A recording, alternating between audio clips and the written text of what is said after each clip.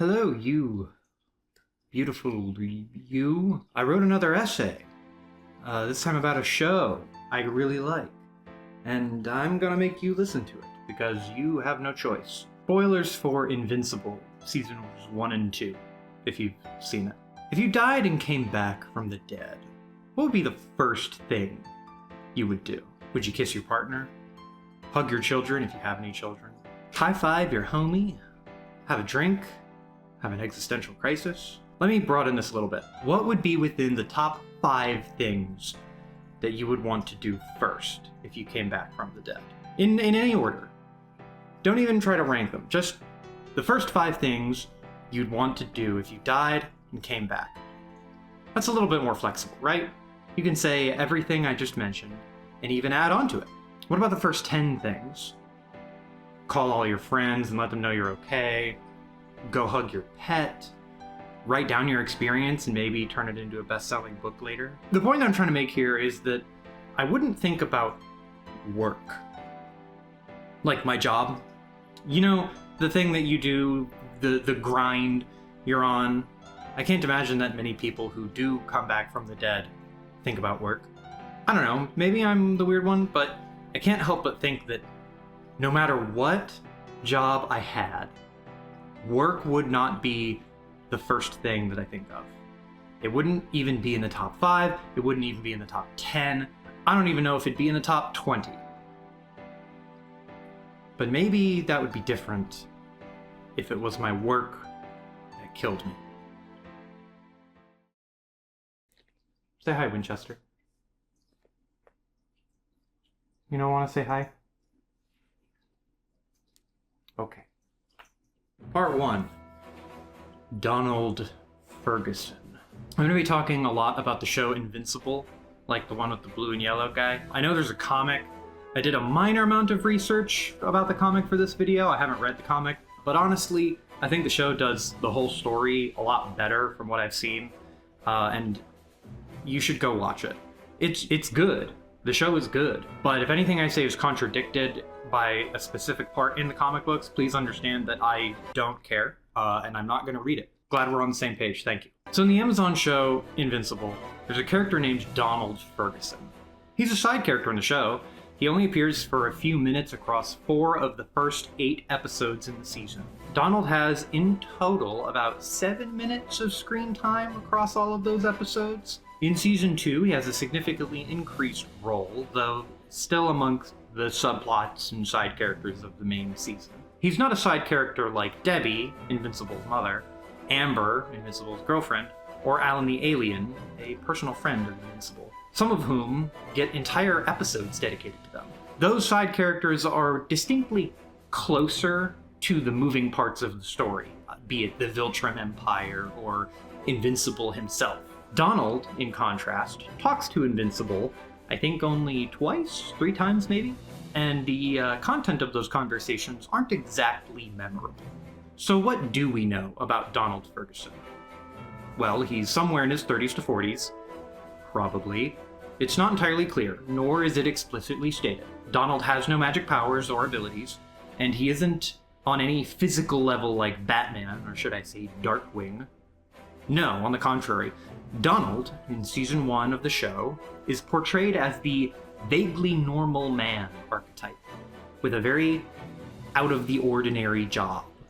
His face and his overall design are simple, not the classic heroic cut jawline and beautiful hair, but rather a buzz cut, an average jawline. To me, he fits the description of a person with, most likely, military training in their background. He isn't shown to have exceptional physique in any way, like Rex or some of the other Supermen characters. His biceps don't explode out of his arms through his suit, nor do his abs become visible from his undershirt.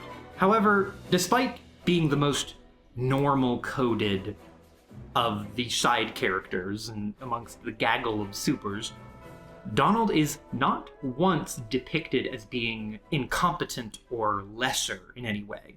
You see, Donald Ferguson works for the government. Specifically, he works for the Global Defense Agency, the GDA. The GDA is an organization that is supposed to defend the world from alien or other world-ending villains, or whatever else might come along. It's really a broad operation. They're based in Arlington, or Arlington County, Virginia, near the Pentagon. It's implied that they're international, but it's operated out of America, it's run by an American, it uses American taxpayer money, the director of the facility wears an American flag on his lapel, but whatever. Regardless of that, Donald is one of our primary characters in the non-superhero variety in the GDA. The other big one is, of course, Cecil Stedman, but we'll get to him later. Donald is a field agent for the GDA, as he routinely goes out into dangerous areas either to investigate or handle certain matters personally on behalf of Cecil. So like I mentioned earlier, he may have actually been in the military, or at least was trained like he was in the military. He knows his way around a rifle. And he might know martial arts, maybe? But despite not being a superhero, and despite him being one of the normal coded characters, Donald is not just any normal field agent. He's a very capable field agent. Again, Donald Ferguson is the right-hand man to Cecil Stedman, the director / chief of staff / king man of the government entity that is the GDA. For Donald to be the right-hand man to Cecil, he must have earned that spot, as Cecil is entirely intolerant of failure and subordination, and is routinely shown to be a very shrewd individual. If it wasn't clear already, I like Donald.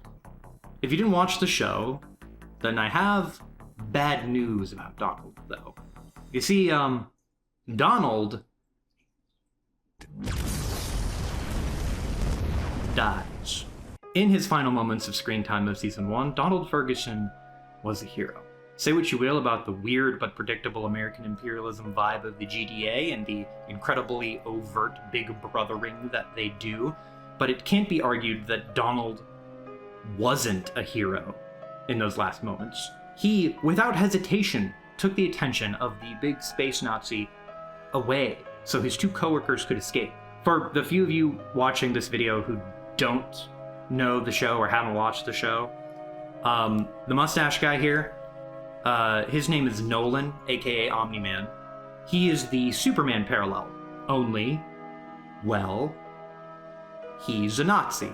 A space Nazi with Superman powers, kinda. And Donald, in distracting him for just a few seconds by shooting him in the face, was able to save two people from a likely torturous and painful death. Think about how much courage it would take to stand up to Superman Nazis for a second, and realize that Donald Ferguson did it with no hesitation, even when he knew things were going to end badly. So, this is what we confirmed know about Donald Ferguson. He isn't extraordinary by the standards of the show. We don't see much of him doing exceptional things, though he is exceptional as a person. We know this from all of the previous context we've gathered up to now. And what I want to talk about is the tragic existence of this character within the narrative of the show. But before we can do that, we have to talk about Season 2.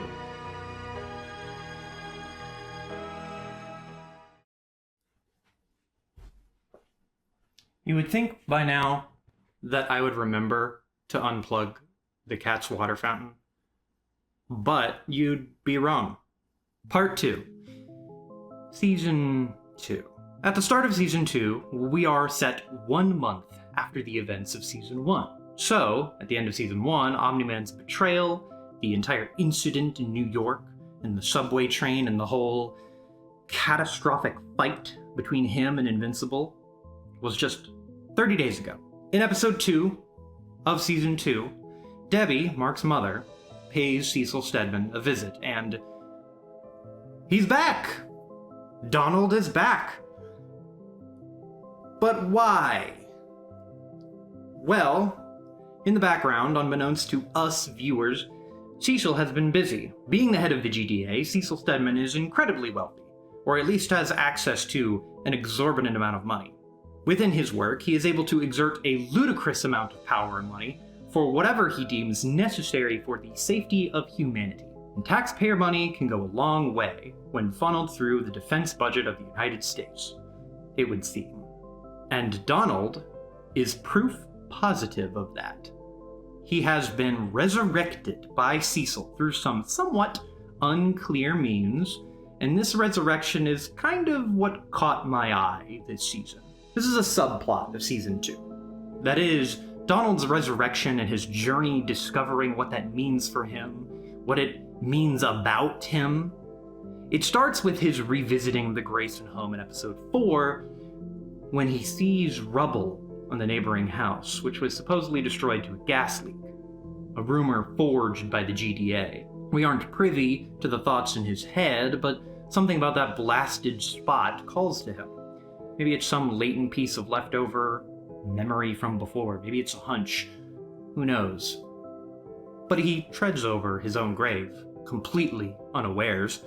As he does, he notices something in the ground, just beneath the surface. He digs around and plucks a bent and broken pair of glasses. His glasses. Again, we aren't privy to his thoughts, but the concern is plainly written in the pregnant silence that follows as he examines the familiar glasses frame. The next big development happens with him confronting Cecil about it. Now, Donald isn't upfront about the glasses and his suspicions quite yet. He merely asks Cecil why Debbie acted so strange when she saw him. Cecil is dismissive, for reasons we'll see later on. Donald, however, is left with no other recourse but to investigate himself. He has a deep level of access in the GDA. He's high up in the agency, high enough to be Cecil's right-hand man, but when he checks under his own account for whatever he's looking for regarding some level of surveillance that had been done, he finds nothing. However, Donald knows Cecil's login info, and he would have higher privileges and deeper access were he to use it. And so he does. And lo and behold, when he logs in under Cecil's name, Donald discovers some recordings salvaged from the surveillance conducted on the Grayson household. Now, I have to pause really quick. So, Debbie, Nolan / Omni-Man, and Mark / Invincible are the Grayson family. Omni-Man was acting suspicious before all of this kind of blew up, so Cecil ordered that the family be monitored in Season 1, and the surveillance team was led by Donald. Okay, back to the main story here. In this recording, Donald sees himself, his own act of heroism against the maniacal Omni-Man leading right up to his death. Donald's own death. The discovery is quite jarring, to say the least. I mean, can you imagine that? Can you imagine seeing a recording of yourself with the events leading up to it of which you have no memory of transpiring, all culminating in your own death? Like, what the fuck, right? I mean, I feel weird enough having to record and watch myself in these videos. I can't imagine discovering a recording that was hidden from me of events that aren't in my memory, only to see it end with presumably my traumatic death. How do you deal with that? Can you deal with it? I don't know, man. I can't even begin to fathom this situation. Well, it seems that Donald can't either. Donald, up to this point, was only given a flimsy lie as to what happened after those moments, that recording. We'll get to that more in a moment. He is understandably overwhelmed by what is so clearly a recording of his own death that he goes to the bathroom to just take a minute, to breathe, to reassess what he just witnessed, and then he gets an idea.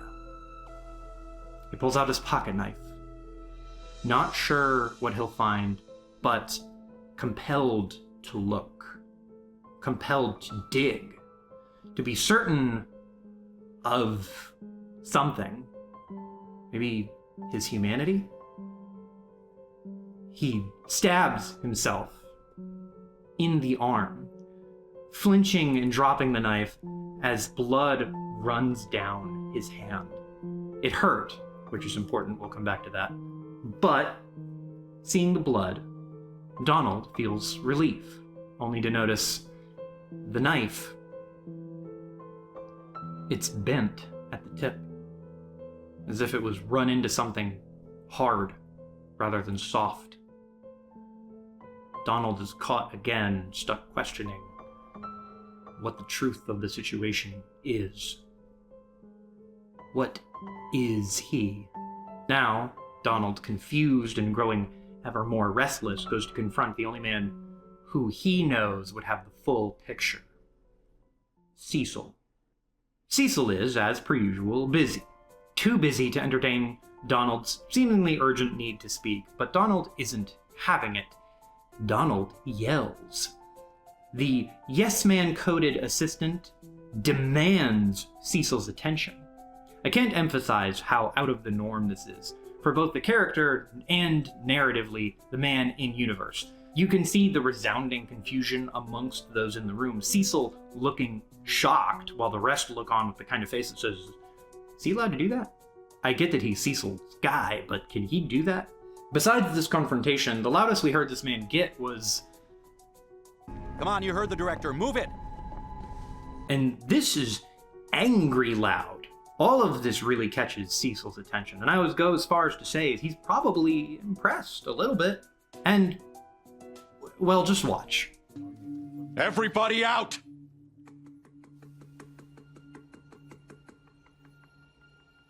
You heard me! I need the room. Now!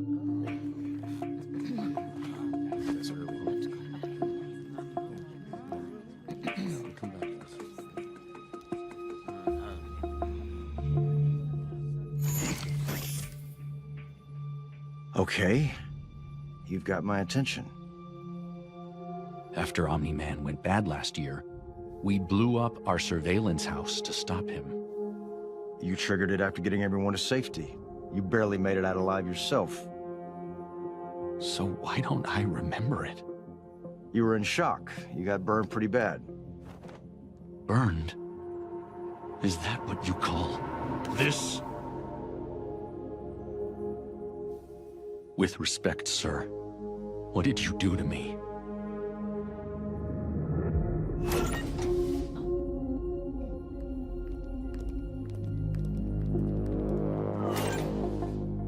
I thought I was on the White Room list. You are, for most of it. Lights. What is that? It's what we did to you. State of the art. It's expensive as hell. Damn sight better than your old one, if you ask me. How? You were lucky. Omni-Man's body shielded you from most of the blast. When we pulled you out, your brain was intact. The rest of you, not so much. The rest of me? Cecil, what the hell am I now? You're you. But better. Stronger. Alive. I don't remember. I don't remember any of it. All these people knew, and I didn't? PTSD's a bitch. We figured you'd be better off without it. You mean you'd be better off? You had no right. What do you want, Donald? You'd rather be dead? You know the world we live in, what the job is. There's no time for existential angst. Angst? That's what you call it? Jesus, Cecil. I knew you were cold, but I never knew you were... Sirs? What? So there's a lot to unpack here. From the top, Cecil doubles down on the lie to Donald, telling him he was in shock and burned pretty bad. Now we get to cut to the White Room. A quick explanation here is that the GDA feeds some shit into the water supply that make it impossible to see certain frequencies of light, which are used to create these white rooms for secret experiments. Now Donald is Cecil's guy, and he's quick to point out that he was supposedly on the White Room list. But Cecil informs him that you are, for most of it. This exchange is small and fast, but it's poignant because it highlights that Cecil is willing to withhold information from Donald, and this will come up later as well. Just keep in mind for now that whatever his reasons may be, Cecil is willing to hide things from Donald. And yeah, I get that having access to secret or top secret clearance doesn't mean everyone around you gets blanket access to what you know. I know this because I legitimately held a secret clearance at one point in my professional working career. So sure, Cecil isn't withholding information in the same way that a backstabbing friend might, but it's still important, so just kind of put a pin in it. Cecil says to hit the lights, and before us we see a cyber skeleton. Old mecha bones. Robo skeleton. Cecil tells Donald that this is what we did to you, and that it's expensive as hell. Both of these comments ring a little bit petty to me. Like, why reuse the language, what we did to you, if not to hold it over Donald's head, like it's something Donald should feel ashamed for saying?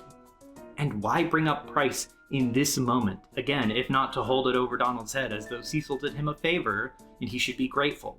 It's not like it was his decision in any paperwork Donald signed, like an inverted DNR or some shit. He would have obviously remembered signing such an important document, and if you think something like that could easily be snuck into an employment contract, you are out of your gourd and have never read an employment contract. Okay, look, I don't know, man. This moment from Cecil goes by so quick, and I can't read the comments as anything other than just petty without stretching things to be unbelievable or out of place in the narrative. I just had to complain about his pettiness for a second.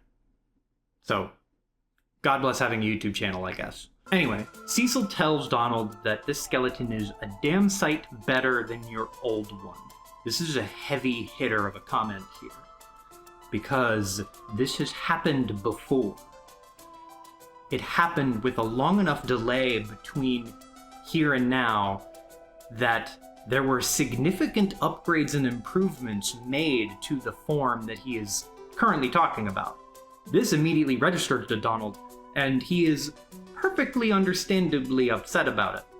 Though Cecil is adamant that Donald is still you, but better and stronger. This shit does not sell to Donald, though. He goes as far as calling out Cecil on the potential for memory wiping to make him more convenient for himself. Cecil does the typical rebuttal here. Well, would you rather be dead? And honestly, in this case, I couldn't fault Donald if he had said, maybe. But Cecil jabs at him, trivializing his anxieties, calling it angst, to which Donald responds by getting up in his face. Before the conflict can get any juicier, though, a GDA worker interrupts to get their attention, and the main plot has come a-knocking for them both. Now, cut to some time later. Donald is looking over the robotic skeleton frame, the weight of the discovery weighing heavily in his mind. He is this. That is in him.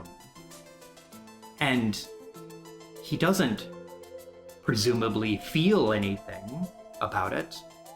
You can't tell, but it's true. You are this thing. And then the skeleton grabs his neck. Donald fell asleep at his desk, which is also important, and we'll come back to later. For a brief moment in that nightmare, his glasses reflect the cyborg frame's eyes like a grim mirror, and it becomes clear to him that he can't go on like this. Donald has to do something. Sometime later, about 2 episodes to be exact, Donald has come to a decision.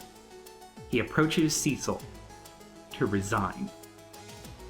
The mental anguish has become too much, and he says very eloquently, it's not an easy choice to make, and he cannot clearly trust his boss anymore. Cecil tells Donald that the choice to erase his memory wasn't Cecil's decision. Donald does the insight working of asking whose choice was it then. Cut to the computer lab. Cecil and Donald go over to a sitting desktop. Cecil logs in under different credentials, though still markedly his, not like that password of mine you thought you knew. Just adding more things to the pile that Cecil withheld from Donald. With this new login, Cecil shows Donald a discrete folder full of videos. Each video a recording of a different, unique death of Donald Ferguson. In one, he's crushed by a tentacled beast. In another, he runs into an exploding bunker.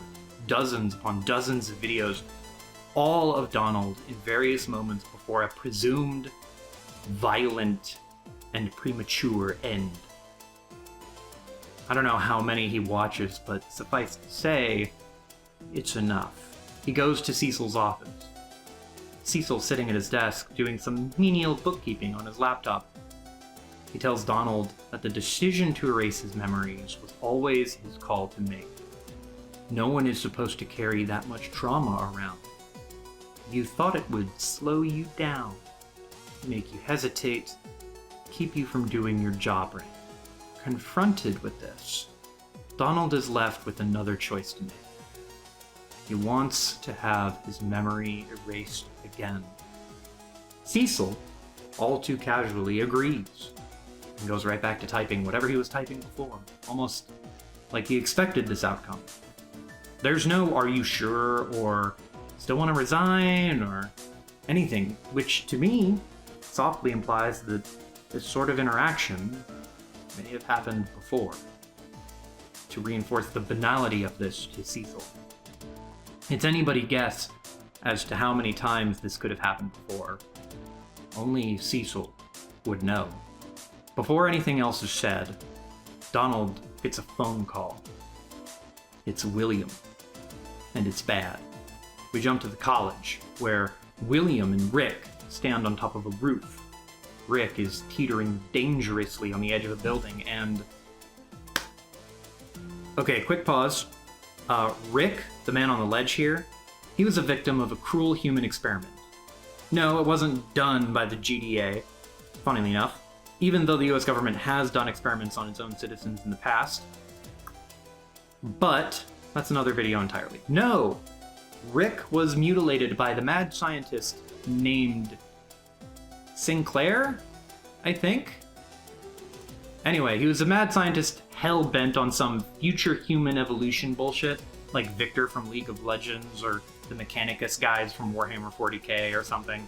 The whole vibe is steel over flesh. Anyway, poor Rick here is in a similar boat to Donald, as we'll see soon, as the GDA did reconstructive surgery on him to make him as close to his normal self as possible, to restore some semblance of his feeling human. Now back to the scene. Honestly, this scene is one of my favorite in the show, and the whole reason behind this video is in this scene. I think it captures something beautiful and tragic, so I'm just gonna let it play out. I want to see if you all catch what I caught from it. Oh, thank God you're here. Mark wasn't answering his phone. I didn't know who else to call. Oh no.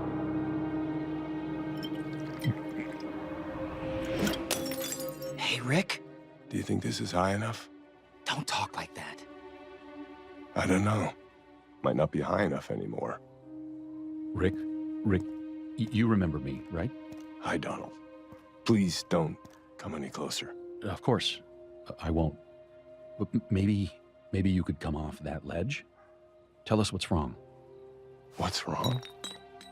What's wrong is D.A. Sinclair took me apart and the government put me back together again, but they left things out. I'm missing parts of me and I don't know what to do. I know how you're feeling. No, you don't. How could you?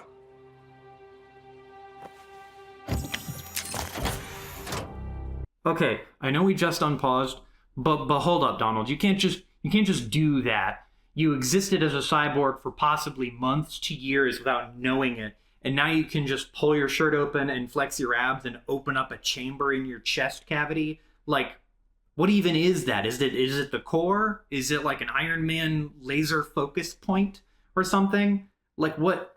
How do you just do that now? Did you have to practice it?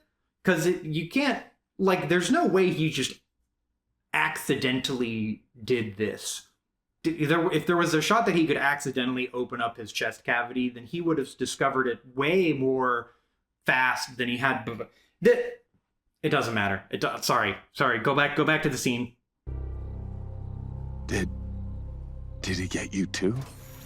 No. But others like him did. Then the GDA rebuilt me just like they rebuilt you.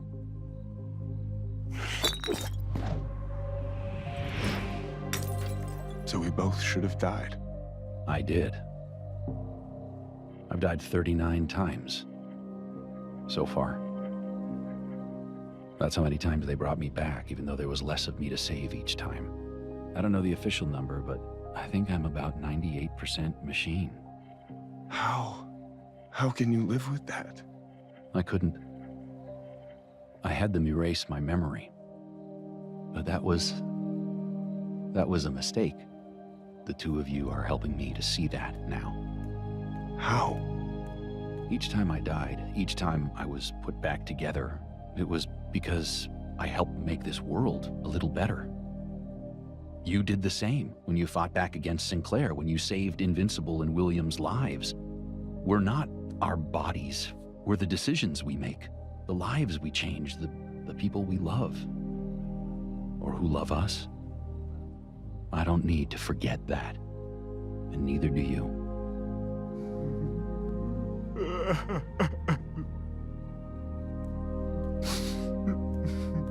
Rick, come off the ledge.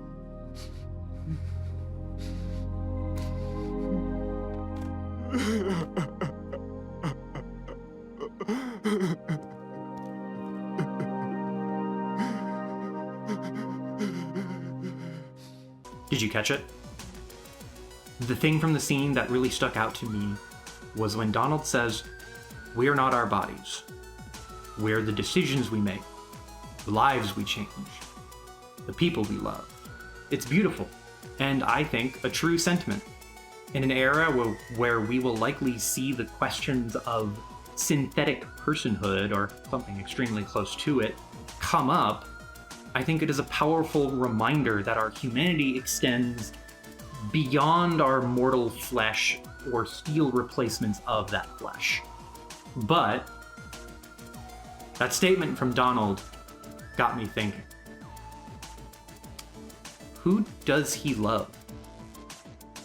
Who does Donald Ferguson love? Part 3. The tragedy. Okay, follow me on this one. I swear I'm going somewhere with this. Donald says, "We're the decisions we make, the lives we change, the people we love." So he must mean himself. He says we, right? So Donald must love someone. But who? Seriously. And I'm not about to suggest it's Cecil. This is not that kind of video. But there's no other character around Donald who we could understand to be a person that he has affection for, that he loves. Not from the context of the story in the show, at least. And yeah, okay, you're right. We could just assume Donald has someone from his personal life he cares about off-screen, in the parts of his life that we don't see. But again, in the context of the show, Donald doesn't have a life. He is literally only shown at the GDA. Every scene, every shot of Donald Ferguson is him on the job. Never once, out of all the times you see him, is he not doing something for or with the GDA. He even is in the one scene that we see where he's fallen asleep and has a nightmare, he's at work. He's asleep at a desk. Like, how many times can you say, with being 100% honest with yourself here, you have fully fallen asleep at work and had like a revelatory nightmare? No, we do not see him ever go off the clock. He is always wearing his suit. Even when he is asleep, he is always at the GDA. He's always doing something for the GDA. And this is what really gets my goat about this character. He is so meaningfully portrayed in Season 2. So much so that it retroactively colors his depiction in Season 1 as being patently more heroic. And when you get closer to this character, you realize that he's kind of trapped. Trapped by the entity that is the Global Defense Agency. See, in any other show, I think it would be totally reasonable to expect a scene showing Donald at his apartment, or not even a full scene, but maybe just a few short seconds to show that he's alive and a fully formed human being outside of work. But no, we get nothing. Nothing at all. And this is what I was talking about in the beginning. Donald comes back from the dead, but in his situation, his mind is kept blank from the whole process, and instead he is left to get right back to work. There is no celebration of his life or thankfulness that he is revived, because there can't be. He still feels pain, for God's sake. Imagine being stronger or better, according to Cecil, but still being trapped by the necessary need to feel excruciating pain as any other normal human would, not knowing that you could likely be freed from that trapping of mortality because you have to be kept blind to your own existence. This pain simulation probably contributes to the horrific trauma he experiences of dying, because boy, I can't imagine that dying feels great normally, but imagine being crushed to death by a kaiju. All of this exists within Donald, and it's all locked behind that memory erasure thing, which only makes it more tragic in my mind. And look, I get that people aren't meant to carry around that much trauma, according to Cecil, but post-discovery, in the show, Donald is walking around cognizant enough to carry on and ask questions and even talk to people and talk them down from ledges, which is no small feat. He's not perfectly fine, but he's doing pretty damn good if you ask me. Which, this whole memory wipe thing, Donald handles the trauma of dying better than the trauma of discovering he has been rebuilt as a robot. Like, did you notice that? He doesn't have nightmares of the vivid deaths he saw of himself when he discovered them. He has nightmares of the skeleton, the cyborg thing, killing him. Like, let's humor Cecil here. Let's assume that it's bad to carry around the trauma of dying over and over. If they have this memory eraser technology, and it's precise enough to remove specific instances of death, why not only remove the instance of death then? Why not erase the traumatic bit, but leave in the fact that he was revived and inform Donald, hey, look, you died, but we saved your life. You won't remember the death because it's incredibly violent, but look, we saved you. And I think the answer to that is pretty clear. Donald wouldn't want it. We've seen this in his actions post-discovery. Donald wouldn't want to be revived or saved, for that matter. He might not want to work for the GDA anymore. And I'm reminded about Donald's words to Cecil in that confrontation.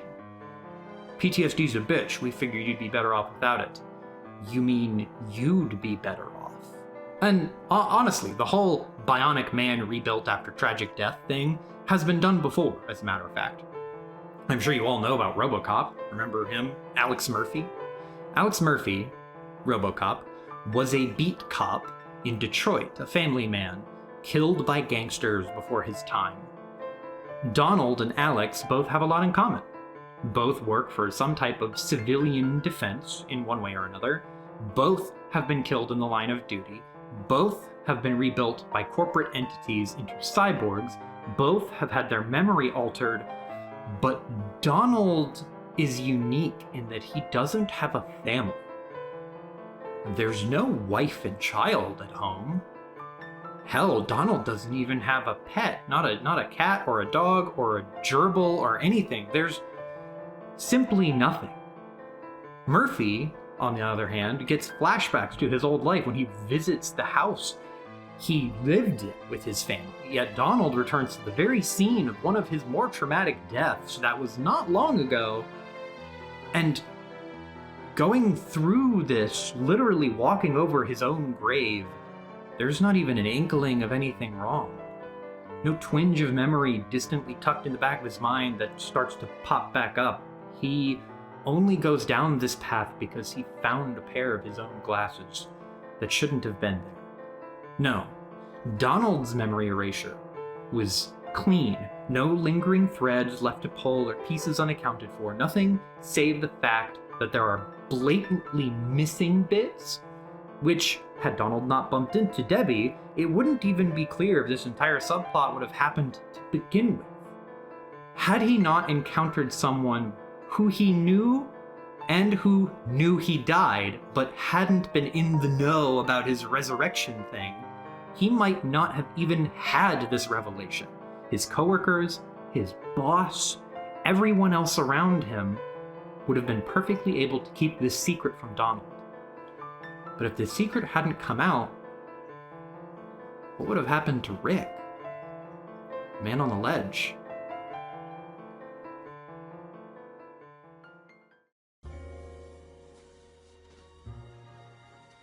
Alright. I get that this is all wild speculation.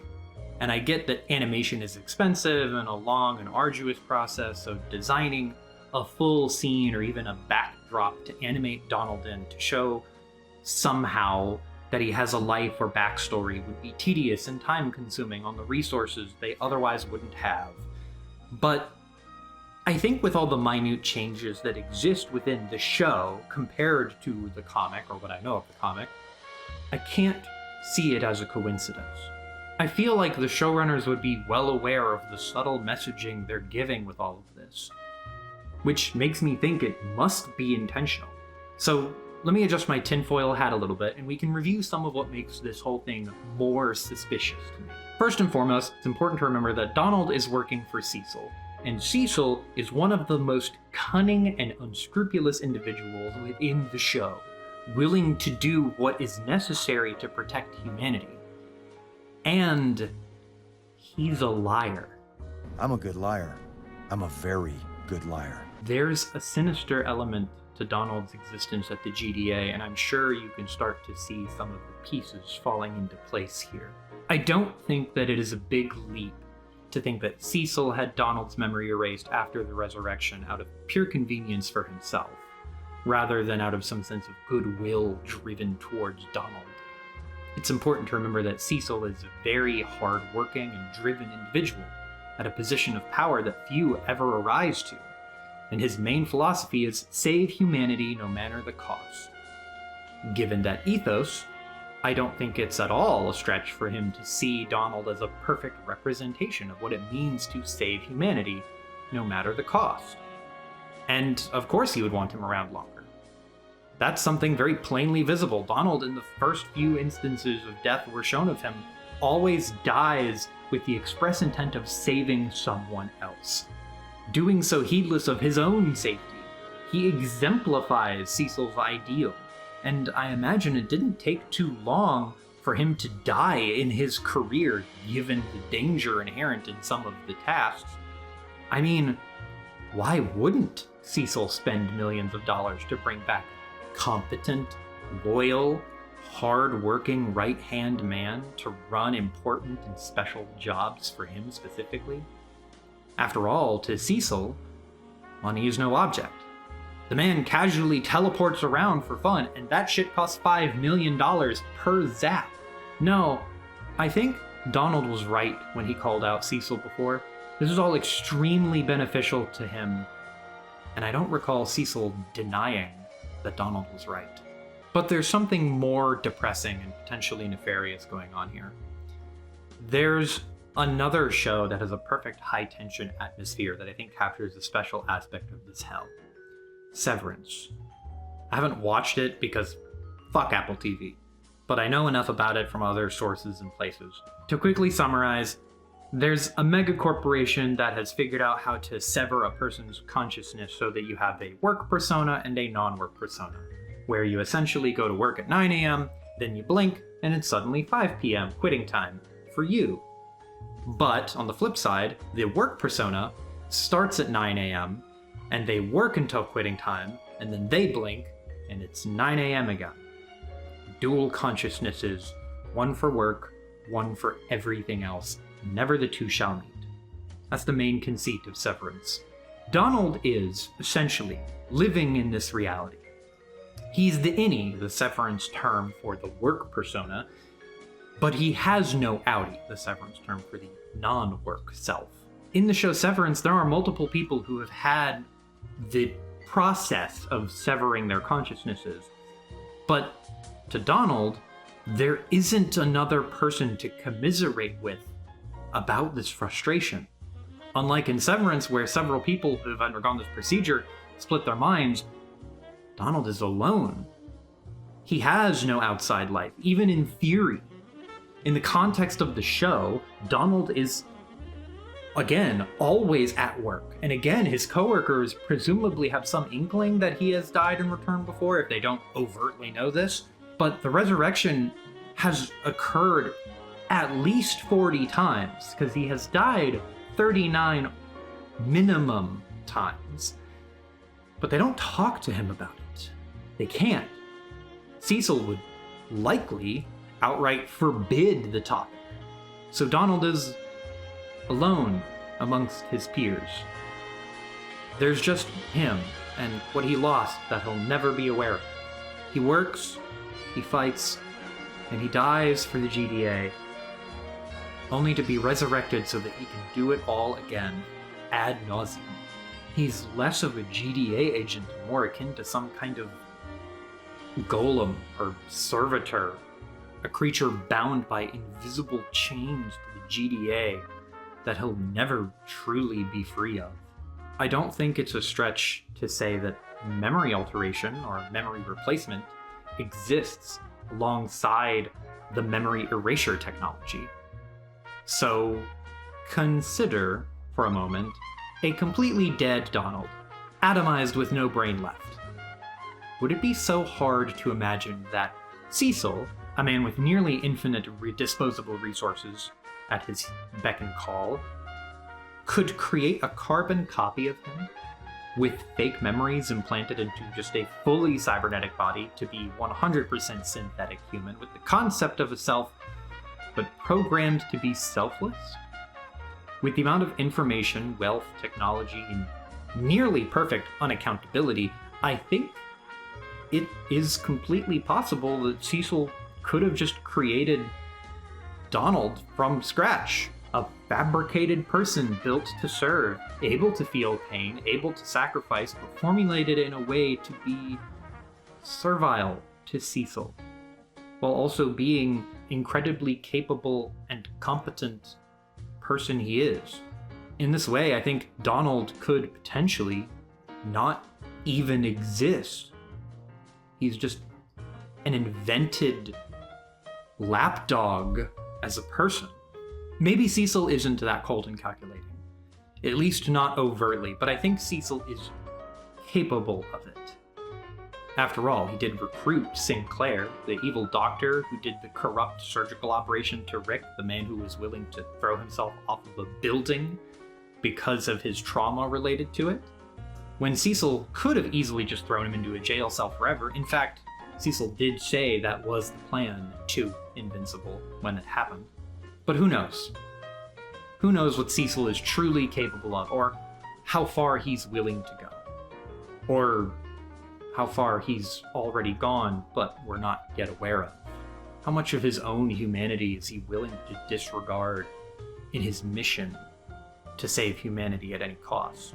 How much of Donald's humanity is truly left if Donald is unwittingly stripped of memories, arguably the thing that makes us the most human? I don't think that Donald is a mindless drone of the GDA. Not really. Nor do I think that Cecil has been a supervillain in disguise this whole time, but I think those futures are possibilities for them. I think those are futures which could exist.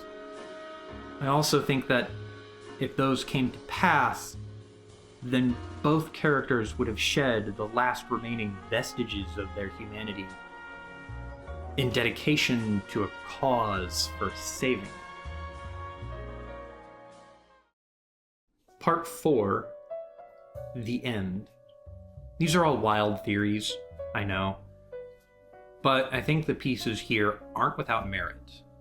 It's not like I'm drawing all of these from nothing, after all, but whatever you may think of my theories here, I would hope that it's clear that I really like Donald Ferguson as a character. I think the arc he goes through in Season 2 is far more compelling than it first seems. We may never see any hint of Donald's personal life in Season 3, but I hope we do. At least something, even if it's small. A little hint or wisp of humanity that exists for him outside of the GDA. Something to let us know that he has got meaning beyond the walls and confines of work. As for me, I can tell you that Donald is, in some ways, a person that I would aspire to be. A man committed to helping others with clear morals and a willingness to help. A person with instinctive reflexes for saving people. I don't do dangerous work. I don't find myself in dangerous situations often, but I hope that if I ever did, I would react the way that Donald Ferguson reacts. And if you point out in the comments that most of what I said regarding like the only being seen at work thing and only being seen in a suit and whatever, all of that also applies to Cecil, fuck yourself, fuck you, this is my video. Shut up. Just shut up. Shut up.